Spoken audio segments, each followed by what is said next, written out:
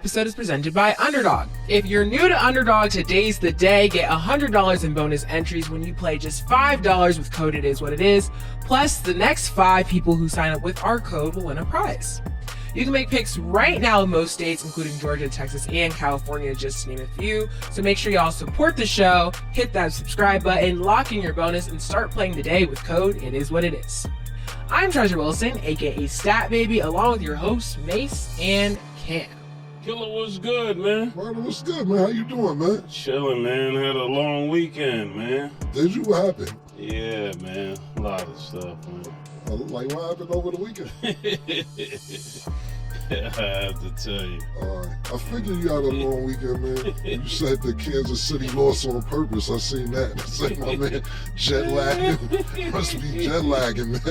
I say you must have had a long weekend, man. Oh, man. It's a setup. Yeah, sometimes you gotta let them win so you can prepare for the playoffs, you know? Okay. You know how when in boxing, I said, Floyd used to do this all the time. He would beat somebody and said, well, you know, he's a hell of a champion, you know.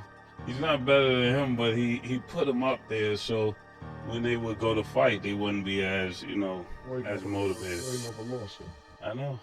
I don't get that analogy. I don't think that was a good one. Floyd never lost. Floyd never let anybody win. Yeah.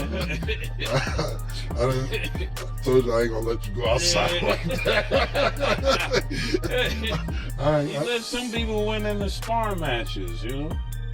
I don't know. I can't. You know what? You know what's funny? I'm not even combating with you. I seen Bill Haney and Floyd fighting one time, and Floyd said, to Bill Haney, they was arguing on live. He said, Devin beat you up in the gym. He said, well, congratulations, you got an undefeated fighter in the gym.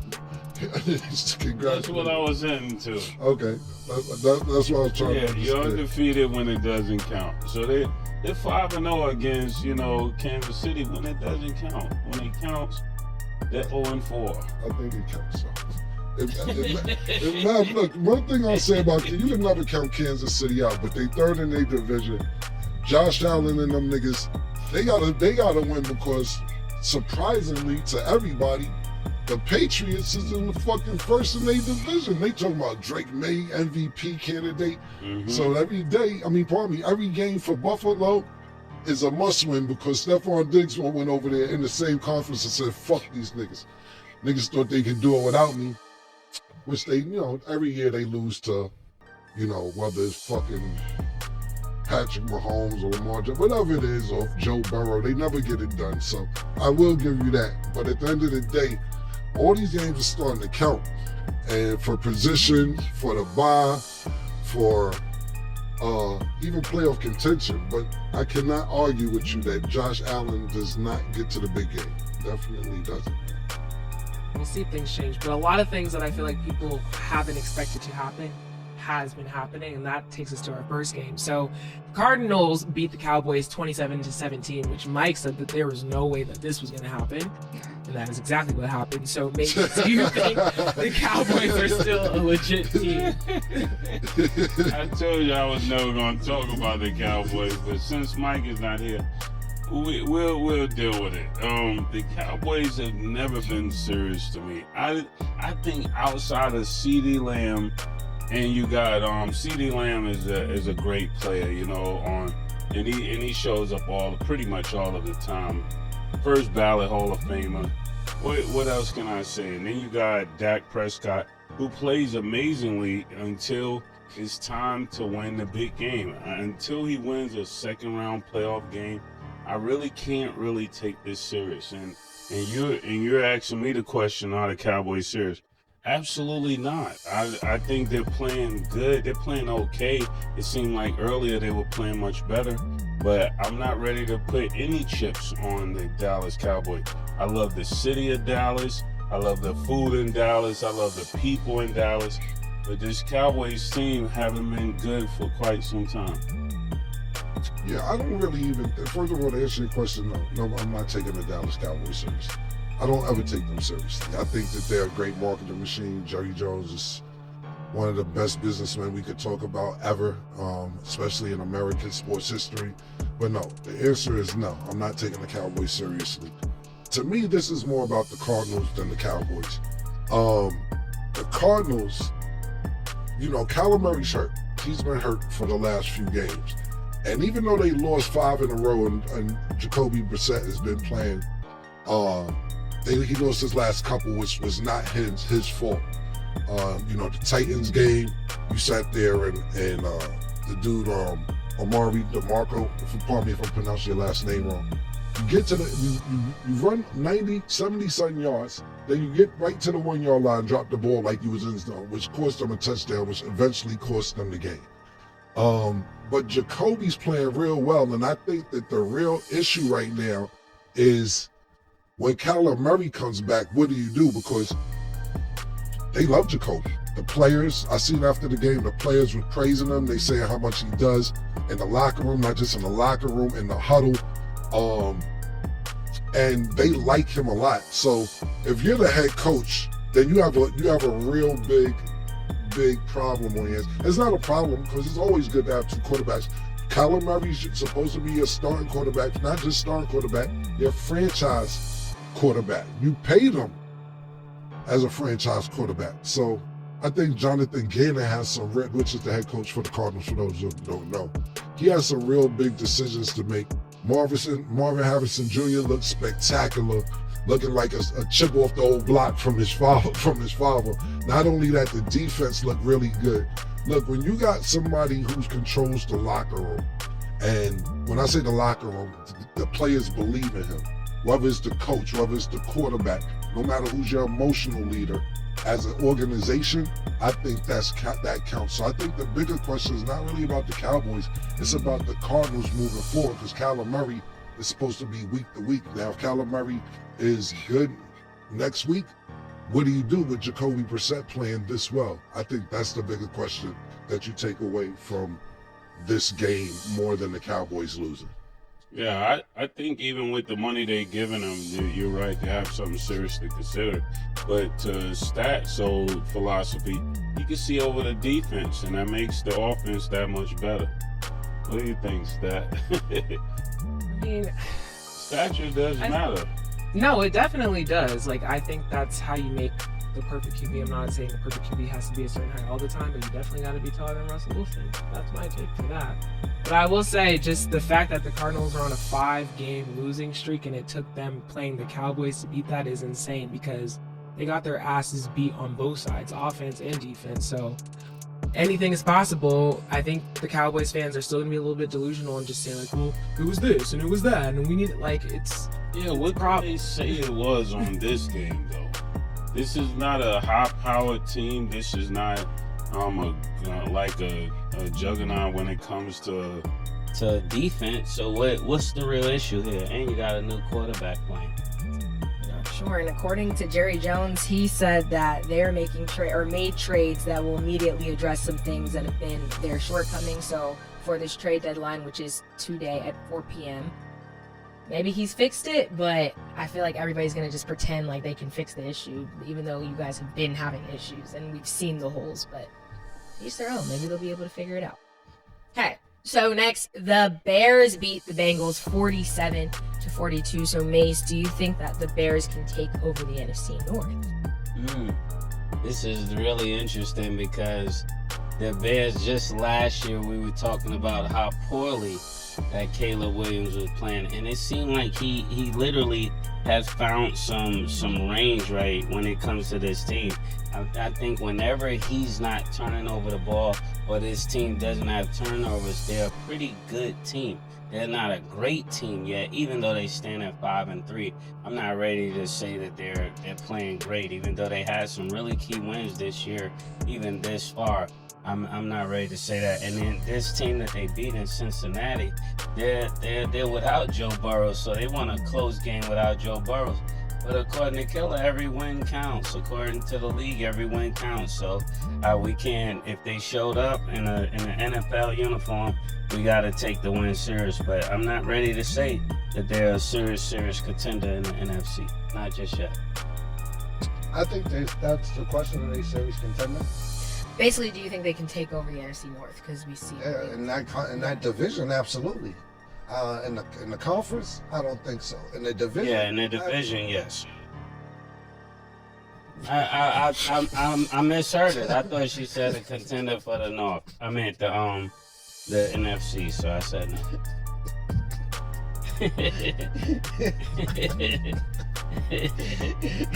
All right, man. I just wanted to jump in before you say, Mase, what are you talking about? I was really referring to the whole NFC. Habitual wine stepper. It's a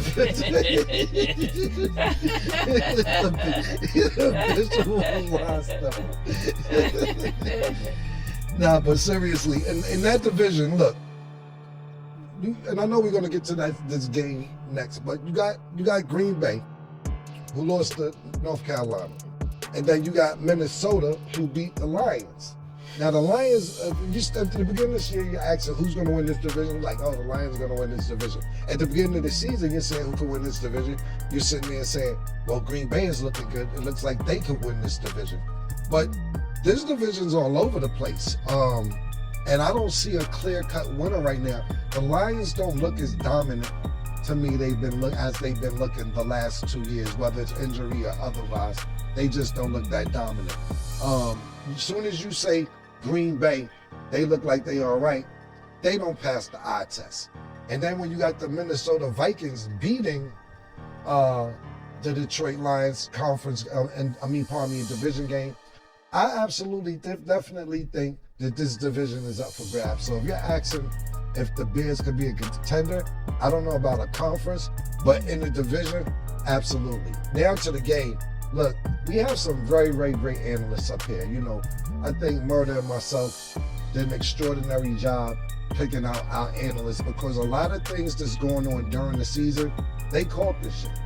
When you sit there and say it's no clear-cut dominant team this year, which Michael Irvin said, it's no clear-cut dominant season. We just see Indianapolis lose this past weekend. They might sit there and say Denver, but you're sitting there and wait and say, okay, who's going to be the dominant team? And Denver's looking really good too. But I don't see a clear-cut dominant team, even though I love Sean Payton and what Bo Nix is doing is amazing. Secondly, now we get to Arabia. Arabia said Cam. When I was trying to sit there and get the fucking backup of alley-oop, and I was saying this, that, and the third, and our offense is high powered, Jamar Chase and T. Higgins and yada yada yada. She said Cam. Her exact words was Cam. If you score 40 points and your defense can't stop anything, it's not gonna matter. It's the same thing that happened last year. Mm-hmm. I was like, nah, man, that ain't gonna happen. Trying to boost the morale for the Cincinnati Bengals. But I'd be damned if that's not exactly what the fuck is going on. This is the first time in NFL history a team scored a minimum of 38 points back-to-back and then still lost. You got Joe Flacco, 92 years old, going for 450 yards, fucking 450 yards, 4 touchdowns, had a couple of picks, but he brings them back to get the lead. He brings them back with less than 2 minutes left, and you let these niggas walk up the fucking field and get a touchdown. Like, come on, the defense is just, it's out of hand. And I told myself last week or the week before last, I'm not putting my heart in this, but this isn't even about my heart with the Cincinnati Bengals. This is more about pure disgust. This is pure disgust with the defense for the Cincinnati Bengals. You asked Jamar Chase after the game, how you feel about the defense? He said, I'm going to just keep my opinion to myself because I don't want no defensive players coming over and chew you out. Chew you out about what? The fuck are you talking about? Hold on, let me get to, because I had this game already up and loaded on my shit. Jamar, what are you talking about? Chew you up about what? About the 111 yards you had and the 6 catches you had? Or about the 7 receptions that T. Higgins had and the 121 yards he had? Or like I already stated, Joe Flacco, 31 for 47, 470 yards, 4 touchdowns? What the fuck are you talking about? I like Chase Brown because Chase Brown kept it cool. We get the ball up the field, we score. All y'all got to do is close the game out. Which y'all don't close the game out. I've never seen, listen, the new defensive coordinator, he did worse than the last one.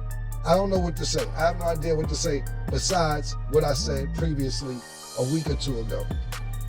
And I know it ain't realistic, but I really, really believe that Ohio State defense is better than the Cincinnati Bengals defense. I mean, of course, I'm a Buckeye, but they have the number 1 defense in the country. I really believe that they could play way better than the Bengals is playing. If I'm an offensive player on the Bengals, I don't know what else to do but outside of slapping in it, because you're wasting all the offense power that we have.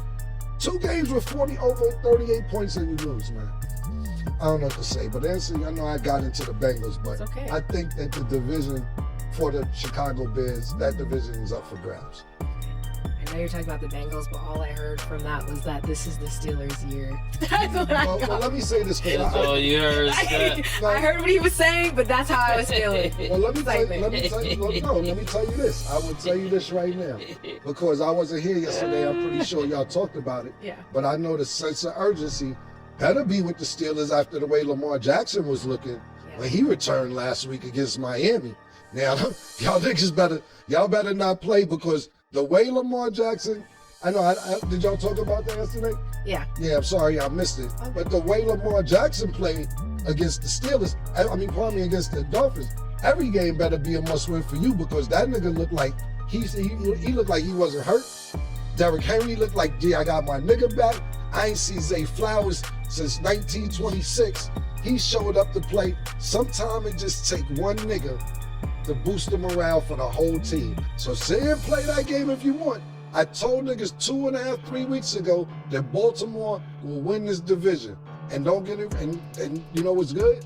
They still got to play the Steelers twice. Yeah. And they still have to play in division the Bengals twice. You win them games.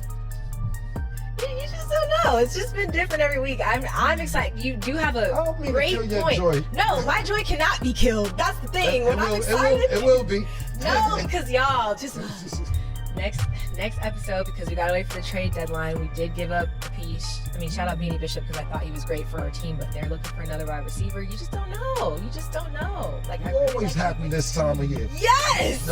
In November. Exactly. It's a championship. No, because we're November's a already championship. off to a great start. So I'm just excited. You're off to a great start last year about this time. A better start actually last year than this year. This is still a great start for this year. Yeah, given this our is when they put Russell Wilson and he was getting the ball down the field. Yeah. Look, we Remember just all that beat talk? one of the best teams right now, standings wise. So I have a lot to be excited about.